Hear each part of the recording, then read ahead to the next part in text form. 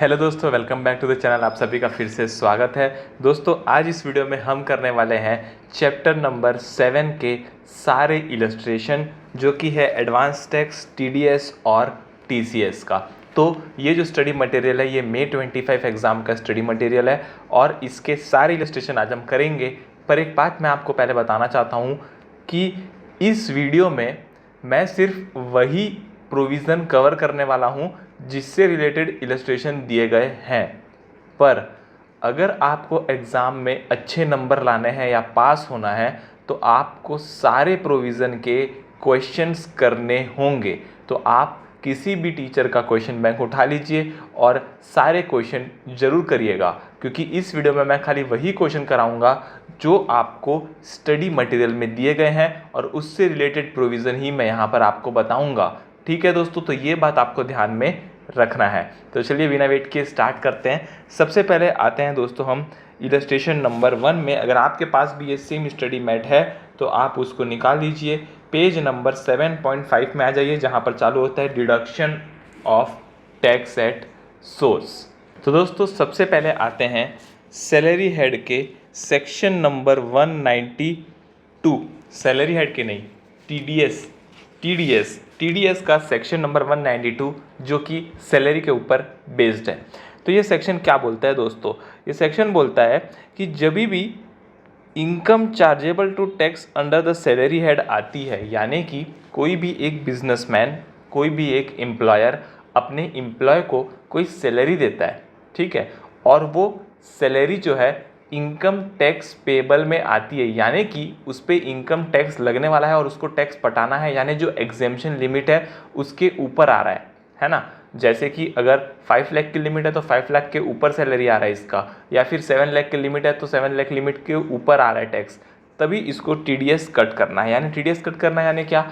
ये सैलरी में पूरा पैसा नहीं देगा, सैलरी में से कुछ पैसा डिडक्ट कर लेगा और बाकी का पैसा देगा। जो पैसा ये डिडक्ट करेगा वो एम्प्लॉय के पैन कार्ड में एज ए एडवांस टैक्स उसको जमा करा देगा। तो ये होता है सेक्शन नंबर 192। अब सेक्शन नंबर 192 में टैक्स कैलकुलेट करने के लिए सबसे पहले आपको एस्टिमेटेड टोटल इनकम निकालना पड़ता है। एस्टिमेटेड टोटल इनकम निकालने के बाद आप क्या करते हो? एस्टिमेटेड टैक्स निकालते हो। फिर एस्टिमेटेड टैक्स निकालने के बाद निकालते हो एवरेज टैक्स रेट, और उस एवरेज टैक्स रेट से जो है आप उसका टीडीएस डिडक्ट करते हो। तो ये बात आपको ध्यान में रखना है। रही बात यहाँ पर नए स्कीम और पुराने स्कीम की, तो वो भी आपको ध्यान में रखना है कि अगर एम्प्लॉय कोई भी इंटीमेशन नहीं देता है, इंटीमेशन इज़ नॉट मेड, अगर कोई भी एम्प्लॉयर को इंटीमेशन नहीं देता है कि वो नया स्कीम लेगा या पुराना स्कीम लेगा, तो ये मान लिया जाएगा कि वो नया स्कीम लेने वाला है और उसके हिसाब से उसका टीडीएस डिडक्ट हो जाएगा। हालांकि रिटर्न फाइलिंग के समय वो अपना जो डिफ़ॉल्ट टैक्स रेज में है उसमें से शिफ्ट आउट भी कर सकता है, ये उसके पास ऑप्शन रहेगा। तो ये बात आपको ध्यान में रखनी होगी। ठीक है दोस्तों, अब tax on non monetary perquisites. अगर एम्प्लॉयर नॉन मॉनिटरी परक्विजिट्स का जो टीडीएस है वो खुद पे कर रहा है तो वो भी एवरेज टैक्स रेट से ही कैलकुलेट किया जाएगा। अब आते हैं दोस्तों हम यहाँ पर इलस्ट्रेशन नंबर 1 में। इलस्ट्रेशन नंबर 1 बहुत ही इजी है। इलस्ट्रेशन नंबर 1 बोलता है mister A the employer pays gross salary including allowances and monetary perquisites amounting to 7,30,000 to his general manager. एक जनरल मैनेजर का जो सैलरी है वो है 7,30,000 रुपये, और नॉन मॉनिटरी परक्विजिट जो उसको दिया गया है वो दिया गया है 1,20,000 रुपये का। तो इसका टोटल हो गया 8,50,000 रुपये का सैलरी का income. The general manager is exercising the option to shift out of the default tax regime and pay tax under the optional tax regime as per the normal provision of the act. What is the tax implication in the hands of mister A the employer and general manager the employee. तो दोनों के hands में हमको बताना है कि mister A के hands में क्या होगा और जनरल मैनेजर के हैंड्स में क्या होगा। सबसे पहले हमको कंप्यूटेशन करना पड़ेगा इसका एस्टिमेटेड टोटल इनकम। तो देखो 7,30,000 और 1,20,000 को मैं प्लस कर देता हूँ तो मेरा 8,50,000 सैलरी हेड का इनकम आ जाएगा, जिसमें से ये शिफ्ट आउट कर रहा है। तो शिफ्ट आउट कर रहा है तो डिडक्शन कितना मिलेगा? 50,000 का डिडक्शन। तो इसका 8 लाख रुपए का जो है वो इनकम आ चुका है, कोई भी डिडक्शन हमको यहाँ पर दिया नहीं गया है, तो हम क्या करेंगे 8 लाख के ऊपर टैक्स निकालेंगे।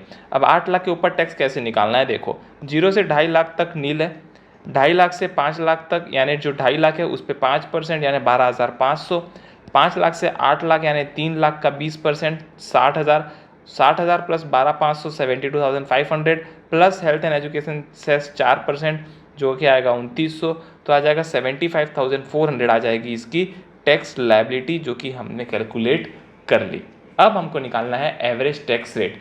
तो एवरेज टैक्स रेट बहुत ही ईजी है, जितना भी इनकम आया सैलरी हेड में, कितना आया था हमारा 8 लाख रुपए और हमारा टैक्स कितना आया 75,400, तो मैं क्या करूँगा एवरेज रेट ऑफ टैक्स निकालने के लिए 75,400 को 8 लाख से डिवाइड कर दूंगा और मल्टीप्लाई कर दूंगा 100, तो मेरा परसेंटेज कैलकुलेट हो जाएगा जो कि आएगा 9.425%। दोस्तों ये 9.425% खाली जनरल मैनेजर के लिए है, सब के लिए अलग अलग कैलकुलेट होगा और सब एम्प्लॉय के लिए अलग अलग टैक्स रेट यहाँ पर आएगा। जो एवरेज टैक्स रेट है वो सब एम्प्लॉय के लिए अलग अलग आएगा, तो आपको ऐसा नहीं कि 9.425 हर जगह लगा देना है, वो खाली इस मैनेजर के लिए हमने जो कैलकुलेट किया है उसके लिए है, ठीक है। अब मिस्टर ए जो है वो ये 75,400 जो है वो सैलरी से काट सकता है सीधा सीधा, कोई टेंशन नहीं है, वो TDS काट के जो है at the time of payment TDS काट के उसको जमा करा सकता है, या फिर मिस्टर ए के पास एक और अल्टरनेटिव है, वो टैक्स और नॉन मॉनेटरी परक्विजिट्स अलग से दिखा दे, यानी जो 1,20,000 का नॉन मॉनेटरी परक्विजिट्स है उसका 9.425% 11,310 रुपये अलग से दिखाए और बैलेंस जो है वो सैलरी से डिडक्ट कर ले 64,090 रुपीज़। तो if Mr. A pay tax of 11,310 on non-monetary perquisites, the same is not a deductible expenditure as per 40A, यानी अगर मिस्टर ए जो है वो नॉन मॉनेटरी परक्विजिट्स का TDS काटता है 11,310, तो वो यहाँ पर डिडक्टिएबल एक्सपेंडिचर नहीं माना जाएगा। The amount of tax paid towards non monetary perquisites by the employer however is not chargeable to tax in the hands of employee as per section 10(10)(c), और एम्प्लॉय के हैंड में ये टैक्सेबल नहीं किया जाएगा। तो बहुत ही इजी क्वेश्चन था, ये था दोस्तों हमारा इलस्ट्रेशन नंबर 1। अब हम आएंगे इलस्ट्रेशन नंबर 2 में। सबसे पहले आप आ जाइए page number 7.12 interest other than interest on security, section number 194A। Section number 194A बोलता है कि अगर किसी भी पर्सन ने कोई भी एसएससी है other than individual and HUF, यानी इंडिविजुअल और HUF तभी इसके अंदर आएंगे जब इंडिविजुअल HUF का टर्नओवर जो है वो 1 करोड़ के ऊपर हो या ग्रॉस रिसीप्ट 50 लाख के ऊपर हो, वही इंडिविजुअल HUF इसमें आएंगे। और एनी पर्सन, इंडिविजुअल HUF का तो केस आपको समझा दिया, और एनी पर्सन अगर वो इंटरेस्ट पे करते हैं किसी को, क्या पे करते हैं, इंटरेस्ट पे करते हैं other than interest on securities, तो उस इंटरेस्ट पे जो है TDS काटना है। और TDS काटने के लिए जो परसेंटेज है वो है यहाँ पर 10%। 10% के रेट से आपको जो है TDS को काटना है। TDS कब काटना है, at the time of crediting the interest और at the time of payment whichever is earlier. बहुत ही ईजी कॉन्सेप्ट है, फिर से एक बार मैं आपको बता देता हूँ। देखो कोई भी पर्सन हो इंडिविजुअल HUF को छोड़कर, इंडिविजुअल HUF को तभी लेना है जब उसका टर्नओवर 1 करोड़ के ऊपर हो या ग्रॉस रिसीप्ट प्रोफेशन के केस में 50 लाख के ऊपर हो। अगर इन्होंने किसी को भी इंटरेस्ट पे किया तो इसको TDS काटना पड़ेगा। TDS 10% के रेट से काटेंगे at the time of crediting और payment whichever is earlier. पर एक बात मैं आपको बता देता हूँ, कई सारी बैंक CBS सॉफ्टवेयर यूज़ करते हैं और CBS सॉफ्टवेयर में क्या होता है कि मैक्रो मॉनिटरिंग होती है। मैक्रो मॉनिटरिंग यानी इन लोग जो है रोज का इंटरेस्ट जो है रोज एक खाते में डालते जाते हैं। तो क्या रोज रोज TDS डिडक्ट करना पड़ेगा क्या? आंसर इज नो, रोज रोज TDS डिडक्ट नहीं करना। जब आप उस इंटरेस्ट को उस बंदे के खाते में जब बैंक डालता है तभी उसको जो है डिडक्ट करना पड़ेगा। तो ये बात आपको ध्यान में रखना है। रेट हमने बता दिया 10% है। अब लिमिट कितनी है? लिमिट है यहाँ पर 5,000 रुपये। अगर इंटरेस्ट 5,000 के ऊपर गया तभी TDS काटना है, नहीं तो TDS काटने की कोई भी रिक्वायरमेंट नहीं है।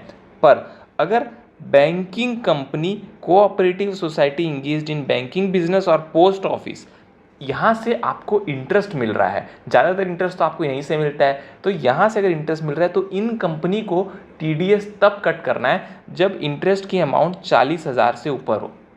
बहुत ही ईजी।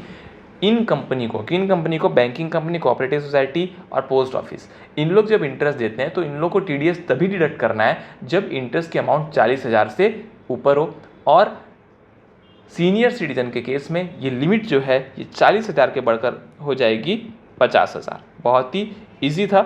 फिर हम आगे बढ़ेंगे। तो देखो, इंटरेस्ट अगर आपने किसी फर्म के पार्टनर को दिया है तो वहाँ पर आपको इंटरेस्ट पेड और credited by a firm to any of its partner, यहाँ पर आपको कोई भी टीडीएस काटने की ज़रूरत नहीं है 194A में। या फिर कोई डिपॉजिट्स ऐसे हैं जो सेंट्रल गवर्नमेंट ने स्पेसिफाइड किए, नोटिफाई किए, तो वहाँ पर भी ज़रूरत नहीं है।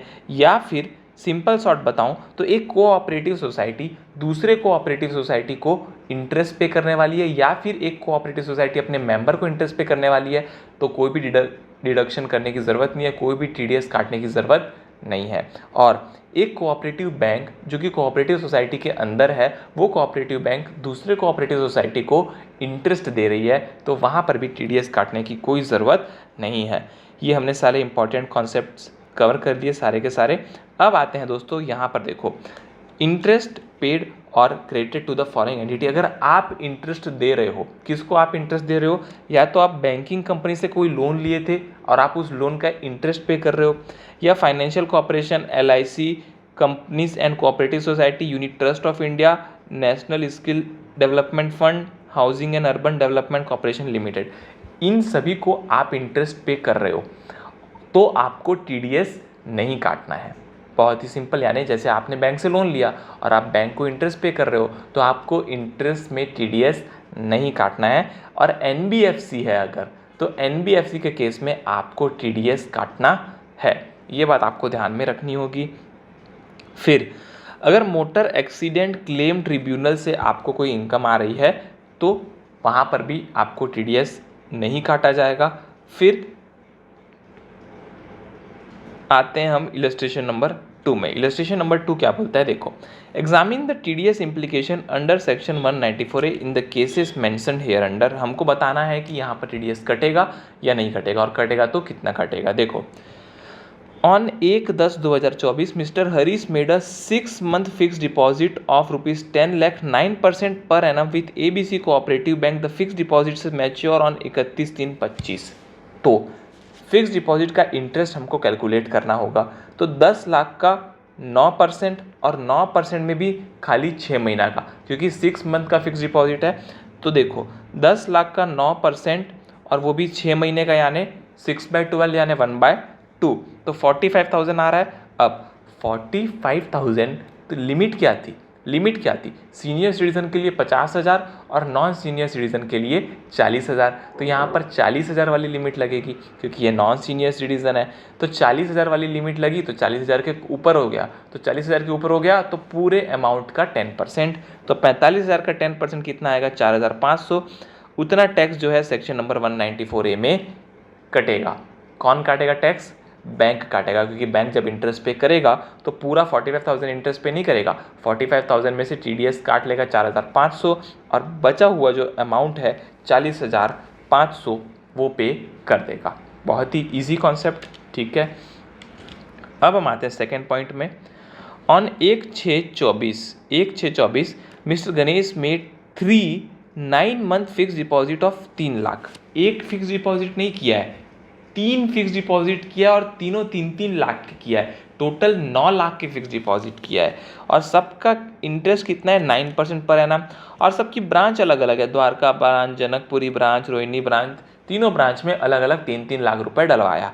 जबकि जो बैंक है वो CBS बैंकिंग सिस्टम अडॉप्ट करती है। तो CBS बैंकिंग सिस्टम अडॉप्ट करती है तो इन सारों को एक ही माना जाता है। और फिक्स डिपॉजिट जो मैच्योर हो रहा है 28/2/25 को, 9 month का है, तो यानी 9 लाख का 9%, और कितने?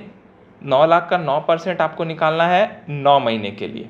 9 लाख का 9% 9 महीने के लिए, जो कि आएगा 60,750 रुपीज़।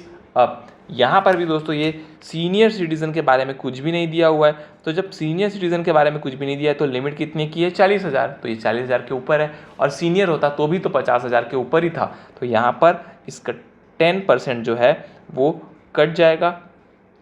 देखो, tax has to be deducted at the rate 10% under section 194A, यानी कि बैंक को यहाँ पर भी TDS काटना है। फिर थर्ड पॉइंट में आते हैं। On 1/10/24 mister Rajesh started a 6 month recurring deposit of 2 lakh per month eight the rate 8% per annum with PQR bank. The recurring deposit matures on 31/3/25। 1/10/24 को मिस्टर राजेश ने 6 महीने के लिए रिकरिंग डिपॉजिट चालू किया। रिकरिंग डिपॉजिट यानी क्या होता है, आप हर महीने उतनी अमाउंट उसके अंदर डालते जाते हो। तो 2 लाख पर मंथ लिखा है, यानी देखो 6 महीने के लिए करने वाला है, तो पहले 2 लाख पे 6 महीने का इंटरेस्ट मिलेगा, फिर अगले महीने में जो 2 लाख डालेगा तो 5 महीने का इंटरेस्ट मिलेगा, फिर जो 2 लाख डालेगा तो 4 महीने का इंटरेस्ट मिलेगा, फिर 2 लाख डालेगा तो 3 महीने का इंटरेस्ट मिलेगा, फिर 2 लाख डालेगा तो 2 महीने का इंटरेस्ट मिलेगा, फिर 2 लाख डालेगा तो 1 महीने का इंटरेस्ट मिलेगा, है ना।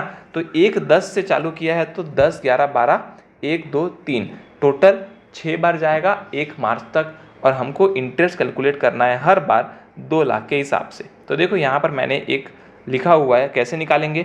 2 लाख का 8% 6 महीने के लिए, 2 लाख का 8% 5 महीने के लिए, 4 महीने के लिए, 3 महीने के लिए, 2 महीने के लिए और 1 महीने के लिए, टोटल आ जाएगा 28,000। अब 28,000 जो है वो 40,000 के नीचे है, तो 40,000 के नीचे है, तो यहाँ पर कोई भी ज़रूरत नहीं है, does not exceed the threshold limit, तो TDS काटने की कोई भी ज़रूरत 194A में नहीं है। बहुत ही ईजी। यहाँ पर इलस्ट्रेशन नंबर 2 कंप्लीट होता है। अब आएंगे हम इलस्ट्रेशन नंबर 3 में। उसके लिए आप निकाल लीजिए page number 7.20, payment to contractor and subcontractor, section number 194C। Section number 194C बोलता है कि अगर आपने कॉन्ट्रैक्ट लिया है और आपने किसी रेसिडेंट कॉन्ट्रैक्टर या उसके सब कॉन्ट्रैक्टर को कोई पेमेंट किया है तो आपको TDS काटना पड़ेगा। ठीक है, अभी TDS किसको किसको काटना पड़ेगा। सेंट्रल गवर्नमेंट अगर कॉन्ट्रैक्ट दिया है तो उसको भी काटना पड़ेगा, लोकल अथॉरिटी को काटना पड़ेगा, स्टैट्यूटरी कॉर्पोरेशन को काटना पड़ेगा, company, cooperative society, statutory authority, society, trust, university, any firm और गवर्नमेंट ऑफ फॉरेन स्टेट, या फिर इंडिविजुअल और HUF अगर उनका टर्नओवर 1 करोड़ से ज़्यादा है और ग्रॉस रिसीप्ट अगर प्रोफेशन के केस में 50 लाख से ज़्यादा है, तो इन सारे लोगों को दोस्तों TDS काटना है। बहुत ही इजी। TDS कब नहीं काटना है, अगर आपने कोई भी कॉन्ट्रैक्ट पर्सनल पर्पस के लिए दिया, यानी कि फॉर एग्जांपल अगर आपने केटरिंग का कॉन्ट्रैक्ट दिया अपने शादी के लिए, तो वो पर्सनल कॉन्ट्रैक्ट हो गया। तो पर्सनल कॉन्ट्रैक्ट के केस में 194C जो है वो नहीं लगेगा, ये बात आपको ध्यान में रखनी है। तो इंडिविजुअल HUF के लिए अगर कोई पर्सनल पर्पस के लिए कॉन्ट्रैक्ट ले रहे हैं तो TDS नहीं लगने वाला है। रेट ऑफ इंटरेस्ट कितना है, बहुत ही ईजी है। इंडिविजुअल HUF के लिए 1%, अदर देन इंडिविजुअल HUF के लिए 2%। बहुत ही ईजी है। अगर पेई इंडिविजुअल HUF है, पेई यानी जो आप TDS काट के पैसा दोगे, तो आप जिसको पैसा दे रहे हो वो हो गया पेई और आप हो गए पेयर। तो पेयर जब पेई को पैसा देगा तो जो पेई है वो पेई इंडिविजुअल HUF होगा तो 1% के रेट से TDS काटना है, और अदर देन इंडिविजुअल HUF होगा तो 2% से TDS काटना है। अब रही बात ट्रांसपोर्ट बिजनेस की, अगर कोई ट्रांसपोर्ट बिजनेस का कॉन्ट्रैक्ट कर रहा है और उसने पैन कार्ड आपको दे दिया और उसने एक डिक्लेरेशन फाइल कर दिया कि मेरे पास प्रीवियस ईयर में कभी भी 10 से ज़्यादा ट्रक नहीं थी, तो क्या, तो अगर उसने ऐसा दे दिया तो आपको 194C में TDS नहीं काटना है। ठीक है। फिर अगर सब कॉन्ट्रैक्टर है तो उसमें भी सेम है, तो उसमें भी आपको TDS नहीं काटना है। TDS की लिमिट क्या है, 194C में TDS की लिमिट है 30,000 इन अ सिंगल पेमेंट, यानी अगर आप सिंगल पेमेंट कर रहे हो किसी को 30,000 रुपये है तो 30,000 के ऊपर गया तो आपको TDS काटना है। और ईयरली अगर 1 लाख का लिमिट है, यानी अगर आपने 30 किया 90,000 तक तो TDS नहीं काटना, पर आपने 30 कर दिया 1,20,000 हो गया, तो आपको 1 लाख के ऊपर गया तो TDS काटना मैंडेटरी हो जाएगा। ये था 194C। अभी और बचा हुआ है, पहले हम इलस्ट्रेशन नंबर 3 पे आते हैं। ABC Limited makes the following payment to Mr. X, a contractor for contract work during the previous year 24-25। सबसे पहले 20,000 दिया 1 मई को, फिर 25,000 दिया 1/8 को, फिर 28,000 दिया 1/12 को। यहाँ तक देखो 20,000 दिया तो 30,000 के नीचे है, 25,000 दिया तो 30,000 के नीचे है, 28,000 दिया तो 30,000 के नीचे है, पर 1 लाख वाली लिमिट भी तो लगानी है, 1 लाख पर ईयर वाली। तो देखो 20,000 और 25,000 45,000 45,000 हो गया, और 45,000 प्लस 28,000 तो ये हो गया आपका 73,000। तो अभी तक तो लिमिट के अंदर ही चल रहा है। फिर on 1/3/25 payment of 30,000 is due to mister X on account of contract work. 1/3/25 को 30,000 और, तो 73 प्लस 30 1,03,000, यानी 30,000 के ऊपर तो एक बार भी नहीं गया है, पर पूरे का टोटल करके 1,03,000 हो गया। तो 1,03,000 हो गया, तो 1,03,000 पे पूरा इसका जो TDS है वो कट जाएगा। इंडिविजुअल HUF अगर पे ही है तो 1% के हिसाब से कटेगा। तो देखो, discuss whether ABC limited is liable to deduct TDS at source under section 194C from the payment made to mister X. In this case, the individual contract payment does not exceed 30,000. However, aggregate amount paid during the previous year exceeds 1 lakh rupees. The TDS provision under section 194C would get attracted. Tax has to be deducted at the rate 1% on the entire amount of 1,03,000. तो 1,03,000 का पूरा 1% TDS कटेगा, तो 1% कितना आएगा 1,030 रुपये। From the last payment of 30,000, जो last 30,000 है उसमें से TDS काटना है। कितना TDS काटना है? 30,000 में से 1,030 TDS काट के 28,970 रुपये देना है, और 1,030 रुपये हमको गवर्नमेंट को जमा कराना होगा उसके पैन कार्ड में। सिंपल। फिर डेफिनेशन ऑफ वर्क 194C में वर्क के अंदर क्या क्या आता है? वर्क के अंदर आता है advertising, broadcasting, carriage of goods और passenger by any mode other than railway, यानी रेलवे नहीं आता, बाकी सब आता है। केटरिंग आता है, जॉब वर्क आता है। ठीक है, ये सारी चीज़ें यहाँ पर कॉन्ट्रैक्ट में आती है। ठीक है, अभी इलस्ट्रेशन नंबर 4 में आते हैं। Certain concession are granted to transport operator in the context of cash payment under section 48(3) and deduction of tax at source under section 194C. तो ये बोल रहा है कि जो ट्रांसपोर्ट ऑपरेटर है उनके लिए कुछ ज़्यादा एग्जेम्पशन दिया गया है 48(3) में और 194C में, उसके बारे में बताइए। तो बहुत ही ईजी, आपको पता है 48(3) में सब लोग के लिए कैश पेमेंट की लिमिट थी 10,000, पर ट्रांसपोर्टर के लिए कैश पेमेंट की लिमिट कितनी थी? 35,000। वैसे ही 194C में सबको TDS काटना था कॉन्ट्रैक्ट वर्क में, पर ट्रांसपोर्टर के केस में अगर आपके पास 10 से कम ट्रक है और आप पैन नंबर दे देते हो और आप डिक्लेरेशन दे देते हो कि मेरे पास 10 से ज़्यादा ट्रक नहीं थी, तो आपको 194C में TDS नहीं काटना पड़ता। ठीक है। Section 48(3) provide for disallowance of expenditure incurred in respect of the payment or aggregate payment made by a person in a day exceed 10,000। 10,000 की लिमिट थी, और ट्रांसपोर्टर के लिए लिमिट कितनी हो गई थी? 35,000 रुपये। ये था 48(3) का। रही बात 194C की, तो 1% काटना पड़ता है या फिर 2% काटना पड़ता है। 1% कब काटना पड़ता? इंडिविजुअल HUF के केस में, और 2% अदर्स के केस में। पर अगर उसने ये कंडीशन सेटिस्फाई कर दी, क्या कंडीशन? 10 और लेस गुड कैरियज रहना चाहिए, engage in the business of flying, hiring, leasing goods, और उसने अपना डिक्लेरेशन दे दिया पैन कार्ड के साथ, तो दोस्तों यहाँ पर उसका TDS नहीं कटेगा। ठीक है, ये था हमारा इलस्ट्रेशन नंबर 4।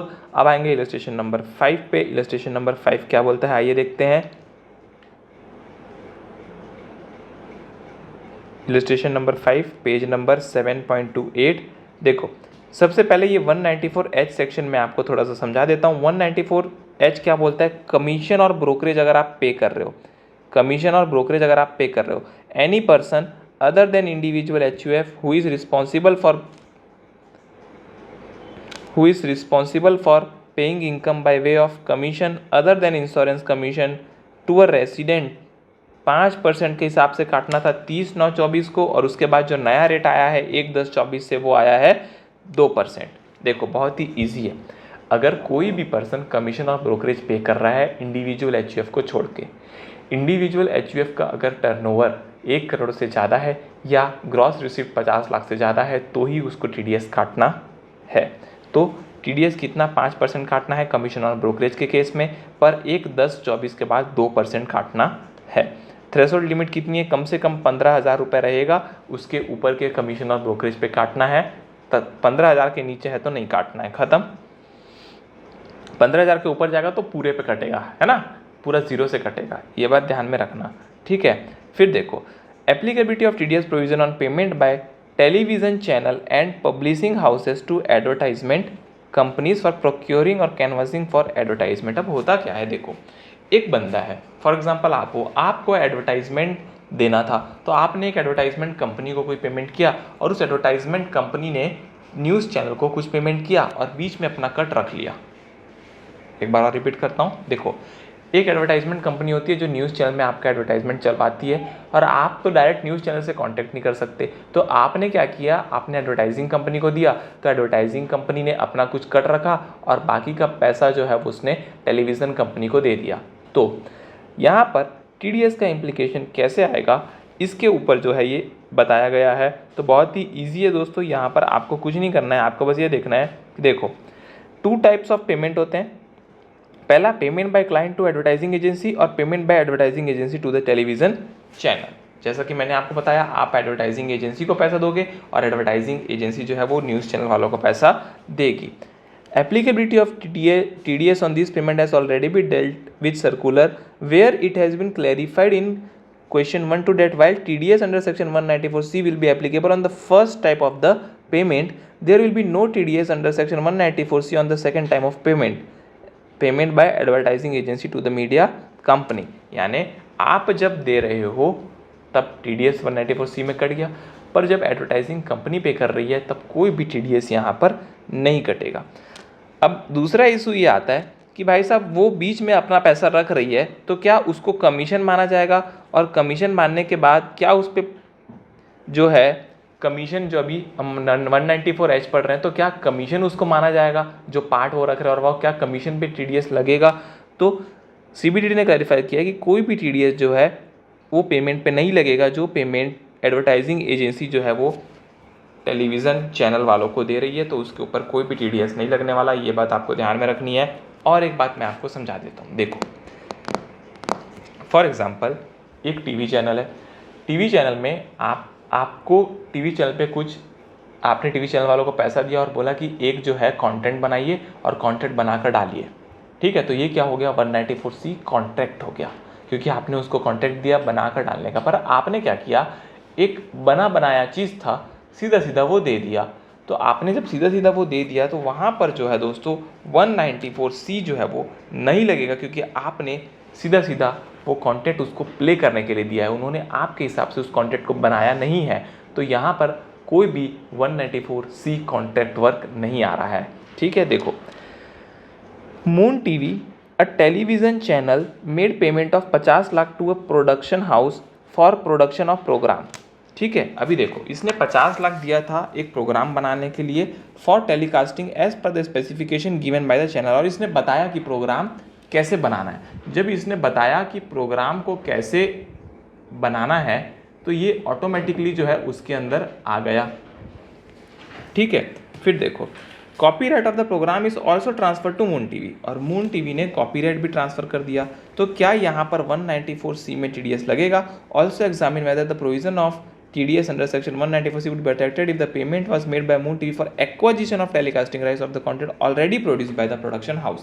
देखो अगर इसने खुद होके सामने से होके अगर इसने प्रोडक्शन के लिए दिया था, तो जब सामने से होके अगर इसने दिया है तो सीधी सीधी बात है भाई साहब 194C यहाँ पर लगेगा, और जो 50 लाख का पेमेंट किया है उस पर TDS कट जाएगा।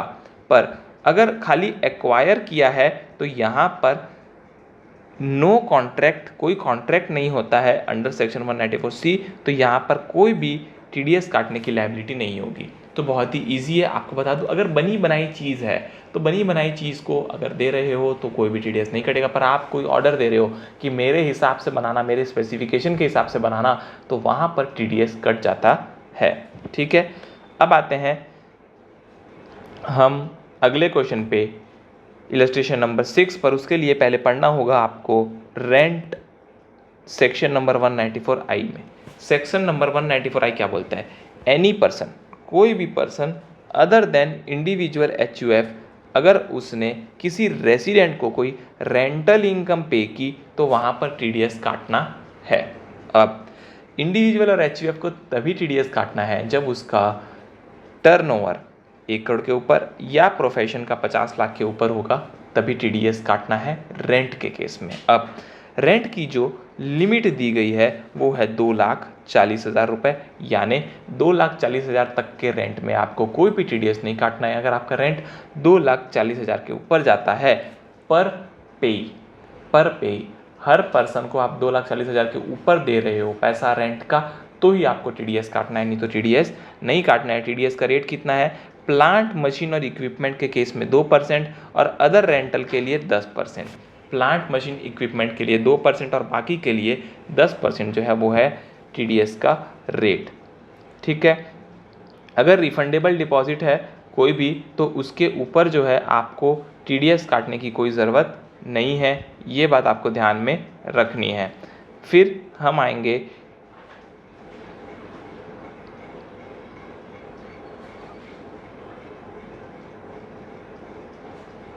इलस्ट्रेशन नंबर 6 में। इलस्ट्रेशन नंबर 6 बोलता है XYZ Limited pays 50,000 per month as rent to Mr. Kishore for a building in which one of its branches is situated.